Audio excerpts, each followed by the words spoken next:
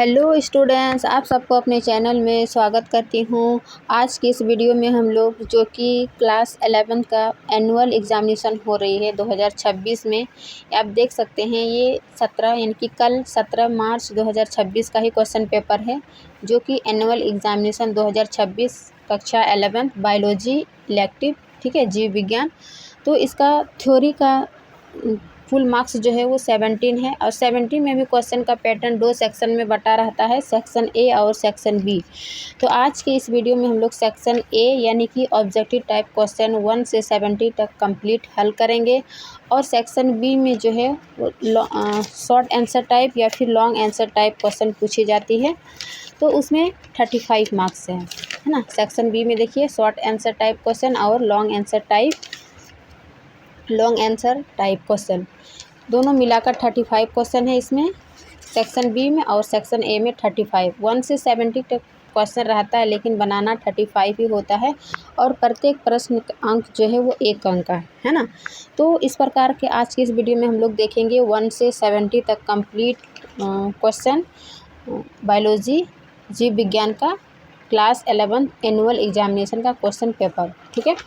तो चलिए बिना देरी के शुरू करते हैं आज का फर्स्ट क्वेश्चन कि पोटैटो स्पंडल ट्यूबर नामक रोग किसके कारण होता है, ठीक है।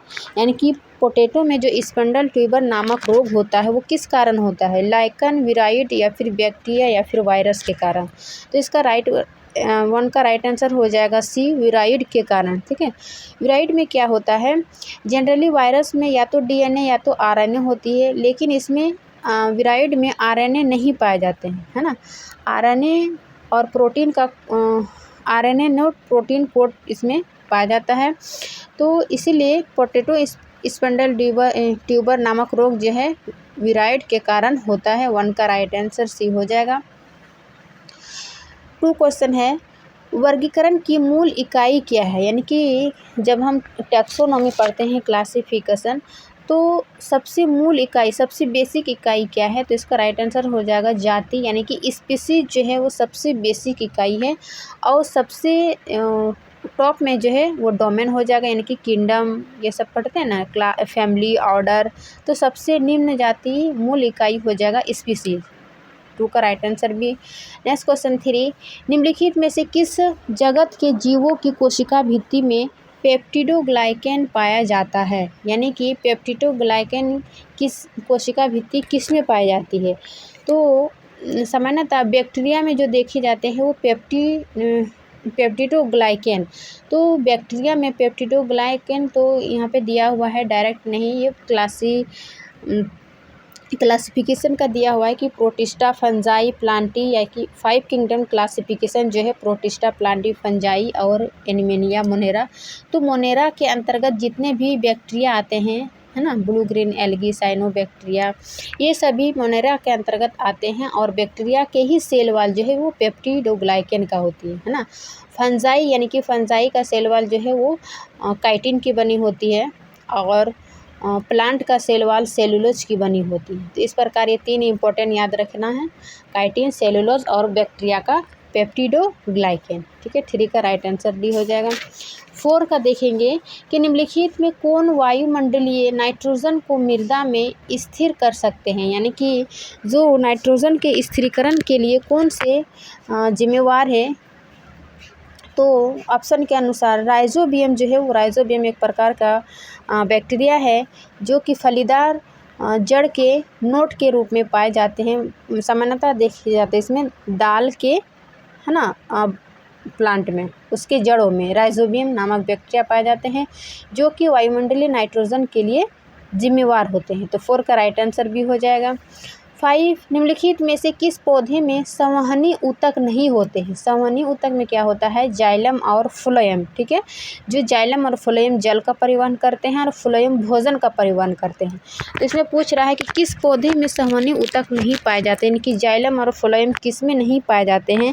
तो इसका राइट आंसर हो जाएगा ब्रायोफाइट में जो है संवहनी ऊतक नहीं पाए जाते हैं, क्योंकि विकसित कैटेगरी में सबसे पहले ब्रायोफाइट का ही पौधा आता है, तो उस समय इसका संवहनी ऊतक का डेवलप नहीं हुआ था, है ना। उसके बाद ब्रायोफाइट के बाद टेरिडोफाइट, जिम्नोस्पर्म, उसके बाद एंजियोस्पर्म जो सबसे विकसित प्लांट के कैटेगरी में है। ठीक है, तो 5 का राइट आंसर सी हो जाएगा। नेक्स्ट क्वेश्चन 6 का, द्विनिषेचन निम्न में से किसकी विशेषता है, यानी कि डबल फर्टिलाइजेशन किसकी विशेषता है। तो जो सबसे विकसित प्लांट होगा, यानी कहने का मतलब हो जाएगा इसका राइट आंसर एंजियोस्पर्म जो है उसमें डबल फर्टिलाइजेशन पाई जाती है। ठीक है ना, 6 का right answer C.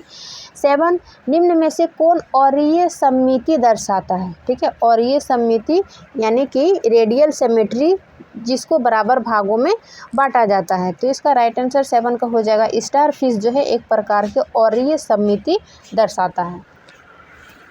Next question 8, जल संवहन तंत्र किस संघ में पाया जाता है। जल संवहन तंत्र यानी कि vascular system, water vascular system किस में पाया जाता है। तो इसका राइट आंसर हो जाएगा एकाइनोडर्मेटा में वाटर वास्कुलर सिस्टम पाए जाते हैं। ये सभी एनिमल किंगडम का क्वेश्चन है।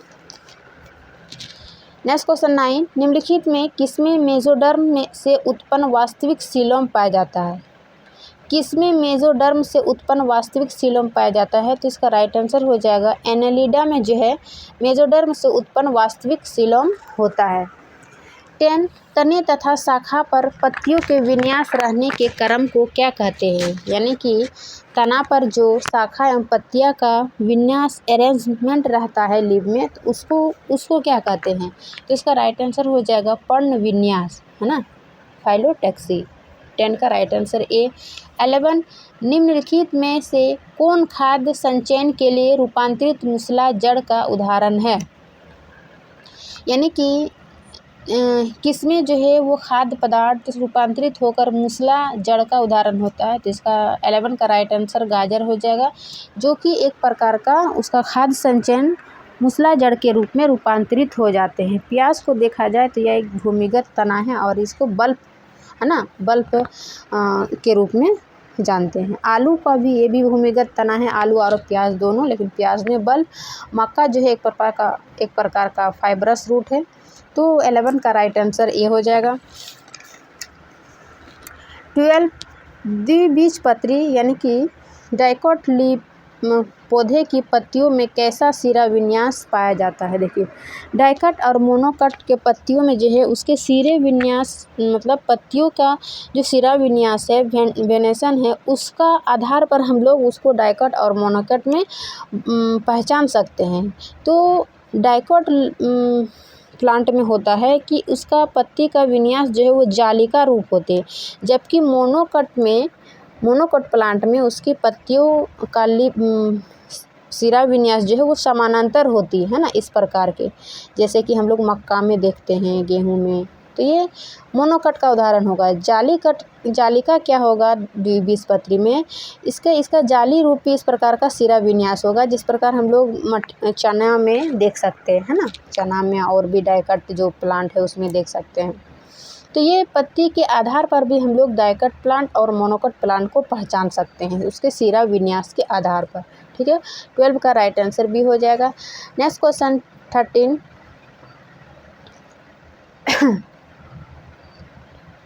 जल परिवहन में सबसे प्रभावशाली जाइलम तत्व के प्रकार कौन है, यानी कि जाइलम और फ्लोएम दोनों क्या है, संवहनी ऊतक है। जाइलम भी 4, उसके क्या क्या भाग है। तो जल में सबसे प्रभावशाली जाइलम तत्व के प्रकार कौन है। तो इसका राइट आंसर हो जाएगा वाहिका जो है वो जाइलम तत्व के प्रकार है। ठीक है, सबसे प्रभावशाली, बाकी तो सभी जाइलम तंतु भी है, जाइलम पेरेन्काइमा भी है, लेकिन सबसे प्रभावशाली जाइलम तत्व हो जाएगा वाहिका है, यानी कि वेसल। 14, कॉर्क कैम्बियन का दूसरा नाम क्या है। तो कॉर्क कैम्बियन का दूसरा नाम हो जाएगा फेलोजन, है ना। 14 का राइट आंसर बी। 15, द्विबीजपत्री तने में निम्नलिखित में से कौन संवहन कैम्बियन की क्रिया से उत्पन्न होती है, क्योंकि डाइकट प्लांट के तने में जो है कौन संवहन कैम्बियन की क्रिया से उत्पन्न होती है। तो इसका राइट आंसर हो जाएगा द्वितीयक जाइलम, है ना, सेकेंडरी जाइलम के संवहनी क्रिया से उत्पन्न होती है। 16 फ्लोएम में सहचर कोशिकाओं का मुख्य कार्य क्या है, यानी कि फ्लोएम में सहचर कोशिकाओं का मुख्य कार्य क्या है, तो इसका राइट आंसर हो जाएगा चालनी नलिका तत्वों की सहायता करना। ठीक है, ये फ्लोएम का ही भाग है, चालनी नलिका सहचर कोशिका। तो सबसे सहचर कोशिका का मुख्य कार्य पूछ रहा है, तो चालनी नलिका तत्वों को सहायता करना। 17 निम्नलिखित में से कौन संयोजी ऊतक मांसपेशियों को हड्डी से जोड़ता है, यानी कि मांसपेशियों को हड्डी से जोड़ने वाले को क्या कहते हैं, तो इसका राइट आंसर हो जाएगा कंडरा, यानी कि टेंडम। वहीं पे बता दूं कि स्नायु बंधन यानी कि लिगामेंट, देखिए इसका नाम इंग्लिश का नाम देखिए, टेंडन जो है वो क्या करता है, मांसपेशियों को हड्डी से जोड़ता है, जबकि हड्डी से हड्डी कौन जोड़ता है, लिगामेंट जोड़ता है। ये 2 पॉइंट याद रखिएगा। और कार्टिलेज जो है ये हड्डी और मांसपेशियों के बीच का रहता है, यानी कि कान, नाक, ये इसके कार्टिलेज के अंतर्गत आती है। ठीक है, तो ये याद रखिएगा, मांसपेशियों को हड्डी से टेंडन और हड्डी से हड्डी लिगामेंट को जोड़ने का कार्य करती है। नेक्स्ट क्वेश्चन 18 निम्नलिखित में से कौन उपकला ऊतक रक्तवाहिकाओं की आंतरिक परत बनाता है, यानी कि कौन सा उपकला ऊतक जो है वो रक्तवाहिकाओं की ऊतक को बनाता है, तो इसका राइट आंसर हो जाएगा सल्की उपकला, है ना। 18 का डी, सल्की उपकला जो है वो रक्तवाहिकाओं की आंतरिक परत बनाता है। नेक्स्ट क्वेश्चन 19 केचुए में गमन निम्न में से किसकी सहायता से होती है, तो केचुओं के शरीर में जो है वो खंड पाए जाते हैं, है ना, उसके बॉडी पार्ट इस प्रकार के खंड खंड में बता रहता है। तो ये सूप के माध्यम से जो है ये इसके गमन करने में, लोकोमोशन करने के लिए हेल्प करता है। ये क्या करता है, मिट्टी को पकड़ने और आगे बढ़ने में सहायता करता है, कौन, ये सूप, है ना। तो 19 का राइट आंसर भी। 20 तिलचट्टे के शरीर के किस भाग में जनन अंग होते हैं, ठीक है। तिलचट्टे का शरीर जो है वो 3 भागों में बटा रहता है, सिर, वक्ष और उदर में। तो इसके किस भाग में जनन अंग रहते हैं, तो इसका उदर भाग में जो है वो जनन अंग रहते हैं। 20 का राइट आंसर सी हो जाएगा। 21 निम्नलिखित में से कौन केवल पादप कोशिकाओं में मिलता है, केंद्रक, लवक, राइबोसोम, माइटोकॉन्ड्रिया। तो लवक जो है यानी कि प्लास्टिड केवल पादप कोशिकाओं में पाई जाती है, जबकि केंद्रक, राइबोसोम, माइटोकॉन्ड्रिया ये पादप और एनिमल दोनों में पाए जाते हैं, है ना। तो 21 का राइट आंसर सी हो जाएगा। 22 गोल्जी काय का कार्य क्या है, यानी कि गोल्जी उपकरण का क्या कार्य है, तो इसका राइट आंसर हो जाएगा रूपांतरण एवं पैकेजिंग में, है ना। मॉडिफिकेशन एंड पैकेजिंग में गोल्जी कार्य का कार्य है। 23 न्यूक्लियस का कार्य क्या है, न्यूक्लियस में क्या होता है, डीएनए और आरएनए होता है, तो इसका क्या कार्य है, तो इसका राइट आंसर हो जाएगा राइबोसोमल आरएनए संश्लेषण, यानी कि आरएनए सिंथेसिस करता है राइबोसोमल। 23 का राइट आंसर सी। 24 निम्नलिखित में कौन द्विझिल्ली युक्त कोशिकांग है ना। डबल लेयर मेम्ब्रेन कौन सा है, कौन सा सिंगल लेयर, डबल लेयर और कौन सा मेम्ब्रेन रहित भी होता है, ठीक है। तो यहाँ 24 का राइट आंसर हो जाएगा माइटोकॉन्ड्रिया जो है ये डबल मेम्ब्रेन बॉन्डिंग है ना। और माइटोकॉन्ड्रिया के साथ साथ एक और याद रखिएगा क्लोरोप्लास्ट और माइटोकॉन्ड्रिया जो है वह डबल मेम्ब्रेन बॉन्ड है ना। जबकि लाइसोसोम जो है वो सिंगल मेम्ब्रेन बॉन्ड है। गोल्जी का भी सिंगल मेम्ब्रेन बॉन्ड है। राइबोसोम है, इसमें मेम्ब्रेन नहीं पाए जाते, है ना, नो मेम्ब्रेन, ठीक है। इसमें झिल्ली युक्त, ये झिल्ली रहित है राइबोसोम। और mitochondria, chloroplast double membrane bond और लाइसोसोम और गोल्जी का सिंगल मेम्ब्रेन बॉन्ड, ठीक है। नेक्स्ट क्वेश्चन 25 एंजाइम रासायनिक रूप से होते हैं। एंजाइम में सामान्यतः क्या होता है, प्रोटीन होता है ना। प्रोटीन ही मिलकर एंजाइम बनते हैं। तो एंजाइम एक प्रकार रासायनिक रूप से क्या होता है, प्रोटीन होता है। 25 का राइट आंसर सी हो जाएगा।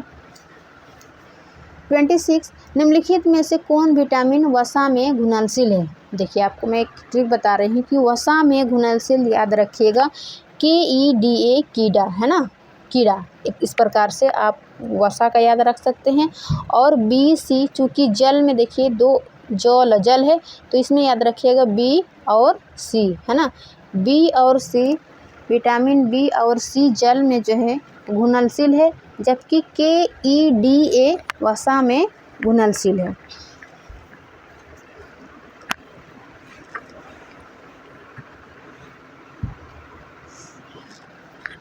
ठीक है, तो यहाँ पर 26 का राइट आंसर हो जाएगा। वसा में पूछ रहा है तो डी KEDE वसा में घुलनशील है और बी और सी जल में घुलनशील है ना। और विटामिन B12 को ये कॉम्प्लेक्स है बी का। 27 न्यूक्लियोटाइड निम्न में से किससे मिलकर बने होते हैं, है ना। न्यूक्लियोटाइड में किससे मिलकर बने होते हैं, तो इसमें DNA RNA ये सभी पाए जाते हैं। और इसके अलावा इसमें शुगर यानी कि शर्करा, फॉस्फेट और नाइट्रोजन युक्त क्षार से मिलकर बने होते हैं ये न्यूक्लियोटाइड। 27 का राइट आंसर सी हो जाएगा।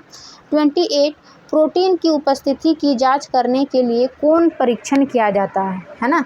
यानी कि प्रोटीन की उपस्थिति की जांच करने के लिए कौन सा परीक्षण किया जाता है, तो इसका राइट आंसर हो जाएगा बायूरेट परीक्षण, है ना।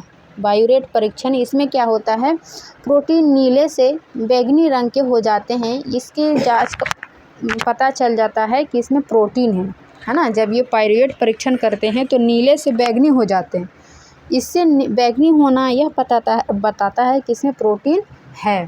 तो प्रोटीन की उपस्थिति की जांच के लिए कौन सा परीक्षण किया जाता है, बायूरेट परीक्षण, है ना। 28 का right answer B.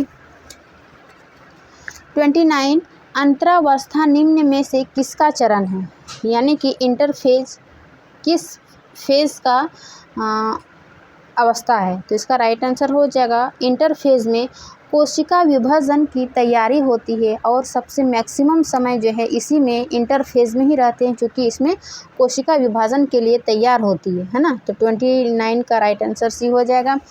30 crossing over अर्धसूत्री विभाजन के किस चरण में होता है, इनकी क्रॉसिंग ओवर किस चरण में होती है अर्धसूत्री विभाजन के, तो इसके 30 का राइट आंसर हो जाएगा पैकेटिंग में, है ना। पैकेटिंग स्टेज में क्या होता है, क्रॉसिंग ओवर की क्रिया होती है। 31 कोशिका चक्र के किस चरण में DNA की प्रकृति होती है, यानी कि DNA का रेप्लिकेशन किस चरण में होता है, तो इसका राइट आंसर हो जाएगा S फेज में, है ना। S चरण में DNA सिंथेसिस होता है, यानी कि DNA इसमें क्या होता है, रेप्लिकेट होता है, डबल होता है। 31 का राइट आंसर डी। 32 प्रकाश संश्लेषण में मुक्त होने वाली ऑक्सीजन आती है, यानी कि प्रकाश संश्लेषण क्रिया के दौरान जो कार्बन डाइऑक्साइड, जल, सूर्य की उपस्थिति और पत्तियों के क्लोरोफिल मिलकर प्रकाश संश्लेषण की क्रिया होती है, उसमें ऑक्सीजन रिलीज होती है। तो किससे ऑक्सीजन रिलीज होती है, इसका राइट आंसर हो जाएगा जल से, यानी कि H2O से ही निकलकर ऑक्सीजन जो है वो रिलीज होती है। 32 का राइट आंसर सी हो जाएगा। 33 प्रकाश संश्लेषण में लॉ ऑफ लिमिटिंग फैक्टर्स का नियम किस वैज्ञानिक ने दिया था, है ना। प्रकाश संश्लेषण में एक लॉ है, लॉ ऑफ लिमिटिंग फैक्टर्स का नियम किस वैज्ञानिक ने दिया था, इसका राइट आंसर हो जाएगा ब्लैकमैन ने। 33 का राइट आंसर ए। 34 निम्नलिखित में से किसमें रूबिस्को एंजाइम भाग लेता है ना। किसमें रूबिस्को एंजाइम भाग लेता है, तो इसका राइट आंसर हो जाएगा केल्विन चक्र में कार्बन डाइऑक्साइड का स्थिरीकरण होता है, फिक्सेशन इन केल्विन चक्र में रूबिस्को एंजाइम भाग लेते हैं। 34 का राइट आंसर सी। 35 हिल अभिक्रिया क्लोरोप्लास्ट के किस भाग में होती है, हिल अभिक्रिया कह रहा है कि क्लोरोप्लास्ट के किस भाग में होती है, तो इसका राइट आंसर हो जाएगा क्लोरोप्लास्ट के ग्राना, है ना, ग्राना वाले भाग में हिल अभिक्रिया होती है। नेक्स्ट क्वेश्चन 36 ग्लाइकोलाइसिस कोशिका में किस स्थान पर होता है, इनकी ग्लाइकोलाइसिस की क्रिया कोशिका के किस भाग में होती है। ये तो सबसे पहले यह पता चला कि ग्लाइकोलाइसिस की क्रिया कहाँ होती है, कोशिका में, और कोशिका में भी किस भाग में, तो साइटोप्लाज्म में, जो जेली जैसा द्रव जैसा पदार्थ है उसमें ग्लाइकोलाइसिस की क्रिया होती है। 36 का राइट आंसर भी। नेक्स्ट क्वेश्चन 37 एक ग्लूकोज अणु के पूर्ण ऑक्सीकरण से बनने वाले ATP अणुओं की संख्या कितनी है, तो इसको तो सब इजी क्वेश्चन 38 एक ग्लूकोज अणु के पूर्ण ऑक्सीकरण से 38 ATP अणु की संख्या होती है। 38 मांसपेशियों में अवायवीय शोषण से उत्पन्न होता है। मांसपेशियों में अवायवीय शोषण एनएरोबिक यानी कि ऑक्सीजन की अनुपस्थिति में, ठीक है, तो ऑक्सीजन की अनुपस्थिति में जो है वो लैक्टिक एसिड उत्पन्न होता है, जिससे मांसपेशियों में दर्द महसूस होता है, ठीक है ना, दर्द और ऐंठन। 38 का राइट आंसर बी। 39 निम्नलिखित में से कौन प्रक्रिया माइटोकॉन्ड्रिया में नहीं होता है, यानी कि माइटोकॉन्ड्रिया में कौन सी प्रक्रिया नहीं होती है, तो क्रेब्स चक्र जो होती है, इलेक्ट्रॉन परिवहन श्रृंखला होती है, ऑक्सीकरण फास्फोरिलेकरण होता है, लेकिन ग्लाइकोलाइसिस जो अभी हम देखे कहाँ होता है, कोशिका के साइटोप्लाज्म में, है ना, तो माइटोकॉन्ड्रिया में नहीं होता है ग्लाइकोलाइसिस की क्रिया, बाकी सभी जो है वो माइटोकॉन्ड्रिया में होती है। नेक्स्ट क्वेश्चन 40 निम्नलिखित में से कौन एक प्राकृतिक पादप हार्मोन है ना, प्राकृतिक पादप हार्मोन पूछ रहा है, तो इसका राइट आंसर हो जाएगा IAAA, है ना, इंडोल 3 एसिटिक एसिड जो है एक प्रकार का प्राकृतिक पादप हार्मोन है जो कि प्लांट में पाए जाते हैं। 41 कोशिका वृद्धि के लिए कौन पादप हार्मोन उत्तरदायी है ना, कोशिका वृद्धि के लिए पूछ रहा है कौन सा पादप हार्मोन उत्तरदायी है, यानी कि ऑप्शन में सभी जो है वो पादप हार्मोन है, साइटोकाइनिन, ऑक्सिन, एथिलीन, एब्सिसिक अम्ल, ठीक है ना, लेकिन यहाँ पर पूछ रहा है, तो यहाँ पर पूछ रहा है वृद्धि के लिए कौन पादप हार्मोन उत्तरदायी है, तो इसका राइट आंसर हो जाएगा 41 का बी, ऑक्सिन जो है वृद्धि के लिए पादप हार्मोन है वो जिम्मेवार है, जबकि साइटोकाइनिन जो है वो कोशिका विभाजन के लिए, ठीक है। 42 दीप्तिकालिता यानी कि फोटो पीरियोडिज्म निम्न में से किसके प्रति जैविक प्रतिक्रिया है, तो इसका राइट आंसर हो जाएगा प्रकाश की अवधि, है ना, लाइट ड्यूरेशन के समय ये जो फोटो पीरियोडिज्म की क्रिया होती है जैविक प्रतिक्रिया होती है। 42 का राइट आंसर भी। 43 वसंतीकरण का तात्पर्य है ना, वसंतीकरण का तात्पर्य क्या है, तो इसका राइट आंसर हो जाएगा ठंड द्वारा पुष्पन प्रेरण। 43 का राइट आंसर सी। 44 श्वसन को मस्तिष्क का कौन सा भाग कंट्रोल करती है, यानी कि श्वसन को मस्तिष्क के कौन से भाग को कंट्रोल करती है, तो इसका राइट आंसर हो जाएगा मेडुला ऑब्लंगेटा, है ना, मेडुला ऑब्लंगेटा ये क्या करता है, श्वसन को कंट्रोल करते हैं, मस्तिष्क का ही भाग है, सबसे पश्च मस्तिष्क का भाग है मेडुला ऑब्लंगेटा। 45 एक स्वस्थ वयस्क में सामान्य श्वसन दर होती है, एक स्वस्थ व्यक्ति में जो है वो श्वसन दर कितनी होती है, तो इसका राइट आंसर हो जाएगा 12 से 16 श्वास प्रति मिनट, है ना, श्वसन दर पूछ रहा है।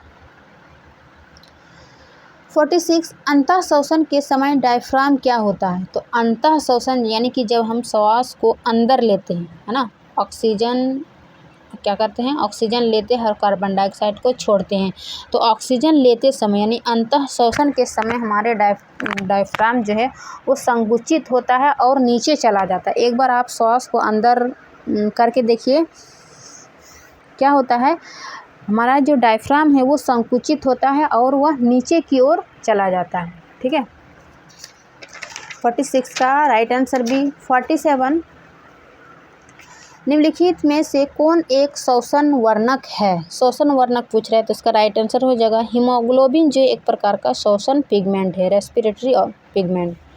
48 श्वसन दर को मुख्य रूप से कौन कारक कंट्रोल करता है, तो इसका राइट आंसर हो जाएगा कार्बन डाइऑक्साइड की सांद्रता जो है वो श्वसन दर को कंट्रोल करता है।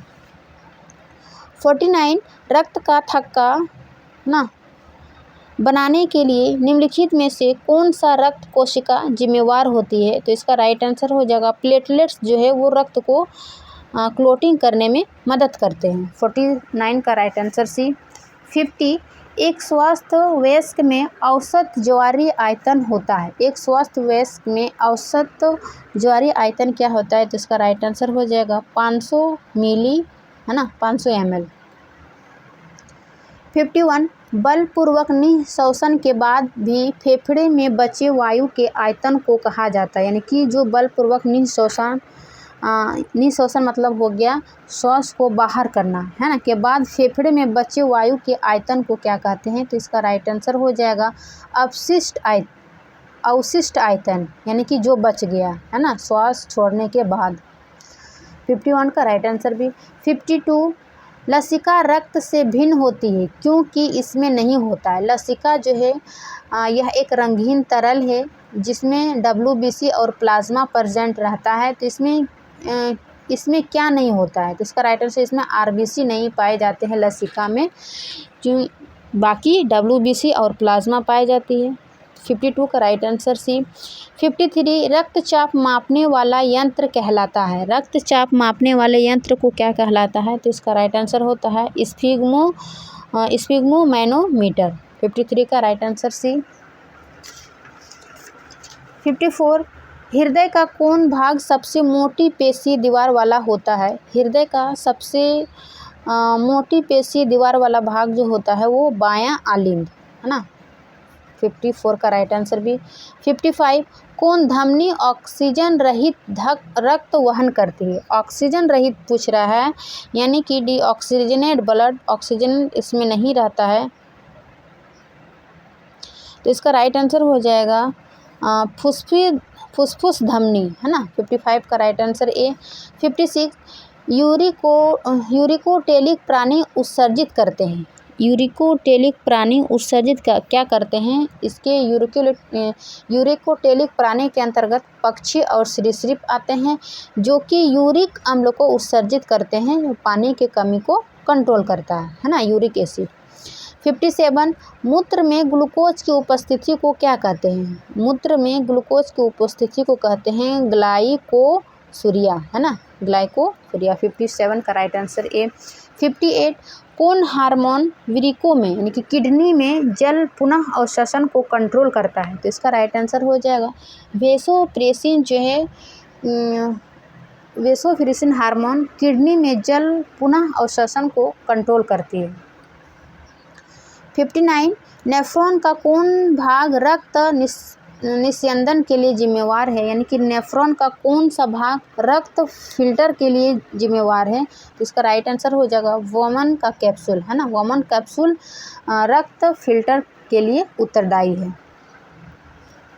60 मांसपेशियों के संकुचन के लिए कौन प्रोटीन उत्तरदायी है? देखिए, मांसपेशियों के लिए संकुचन होता है ना, तो उसके लिए कौन से प्रोटीन जिम्मेवार है? तो इसके लिए 2 प्रोटीन याद रखिएगा, मायोसिन और एक्टिन, है ना। मायोसिन और एक्टिन जो है वो मांसपेशियों के संकुचन के लिए जिम्मेवार प्रोटीन है। 61 निम्नलिखित में से कौन मांसपेशी अनैच्छिक होती है और आंतरिक अंगों में पाई जाती है? यानी कि कौन मांसपेशी अनैच्छिक होती है और आंतरिक अंगों में पाई जाती है? इसका राइट आंसर हो जाएगा चिकनी पेशी, है ना। स्मूथ मसल जो है वो मांसपेशियों की अनैच्छिक होती है और आंतरिक अंगों में पाई जाती है। 61 का राइट आंसर सी। 62 निम्नलिखित में कौन कब्जा संधि नहीं है? कब्जा संधि यानी कि हिंज जॉइंट जो है वो नहीं है। हिंज जॉइंट वो होती है जो एक ही दिशा में गति करते हैं, है ना, जैसे कि ये हमारे कोहने की, घुटने की, ठकने की, ये सभी घुटने, ठकने, कोहने, ये सभी जो एक प्रकार का हिंज जॉइंट है जो एक ही दिशा में गति करते हैं, जबकि कंधे जो है या सभी दिशाओं में गति करती है, इसको बॉल एंड सॉकेट जॉइंट कहते हैं, है ना। तो 62 का राइट आंसर सी जो है वह एक प्रकार का हिंज संधि नहीं है, यह क्या है? एक प्रकार का बॉल एंड सॉकेट है जो सभी दिशाओं में गति करते हैं। 63 तंत्रिका आवेग संचरण के लिए आवश्यक आयतन है। कह रहा है कि तंत्रिका आवेग संचरण के लिए आवश्यक आयतन क्या है?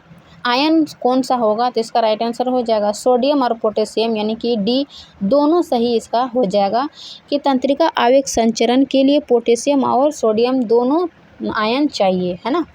64 प्रतिवर्त क्रियाएं निम्न में से किसके द्वारा कंट्रोल होती है? प्रतिवर्त क्रिया क्या होती है कि जो कि अचानक होती है और मतलब अनैच्छिक, है ना, अनिच्छित होता है। जैसे कि कोई गर्म वस्तु को छुए तो अचानक प्रतिक्रिया हुआ, है ना, गर्म वस्तु को हाथ को पीछे कर लेना, तो इसका कंट्रोल करती है मेरु रज्जु, है ना, मेरु रज्जु के द्वारा जो है वो प्रतिवर्ती क्रियाएं कंट्रोल की जाती है।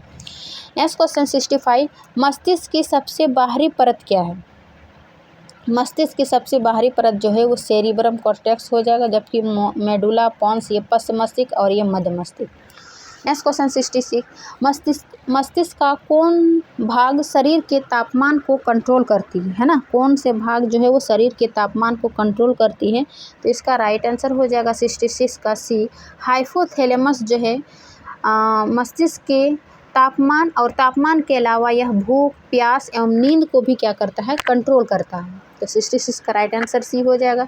67, अंतःस्रावी तंत्र की मास्टर ग्रंथि है, अंतःस्रावी तंत्र की मास्टर ग्रंथि क्या हो जाएगा, ये पीयूष ग्रंथि को क्या कहेंगे, मास्टर ग्रंथि कहेंगे, क्योंकि ये सभी अंतःस्रावी ग्रंथि को क्या करते हैं, कंट्रोल करते हैं, मैनेज करते हैं। तो 67 का राइट आंसर सी।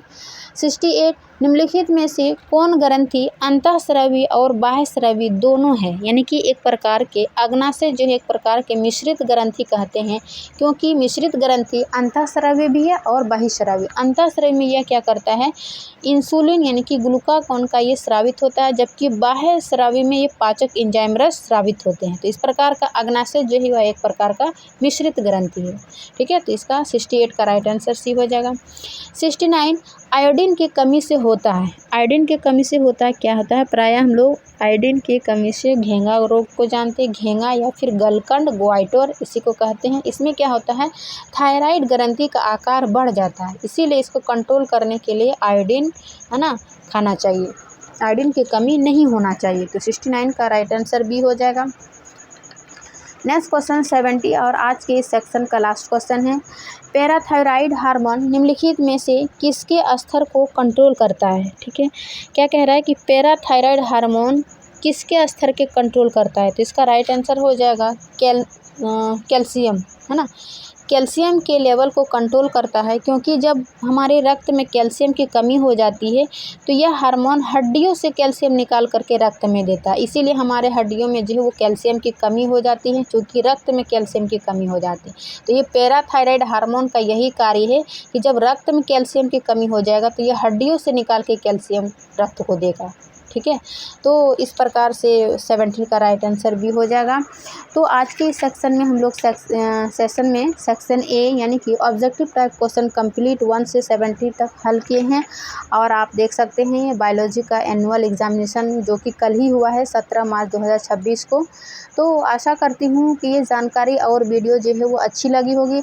अच्छी लगी तो अपने दोस्तों के साथ शेयर कीजिए, और जो चैनल पर नए हैं चैनल को सब्सक्राइब करिए। मिलते हैं, इससे पहले हम लोग फिजिक्स का कंप्लीट क्वेश्चन हल किए हैं ऑब्जेक्टिव, है ना, उसके बाद नेक्स्ट वीडियो में हम लोग केमिस्ट्री भी हल करेंगे। तो आप लोग चैनल को सब्सक्राइब करके ज़रूर रखिए, ताकि जब भी मैं वीडियो बनाऊं तो आप तक सबसे पहले पहुंच जाए। ठीक है, मिलते हैं इसी टाइप का केमिस्ट्री वीडियो के साथ। तब तक के लिए आप लोग बायोलॉजी फिजिक्स हल कीजिए, पढ़िए। Thank you.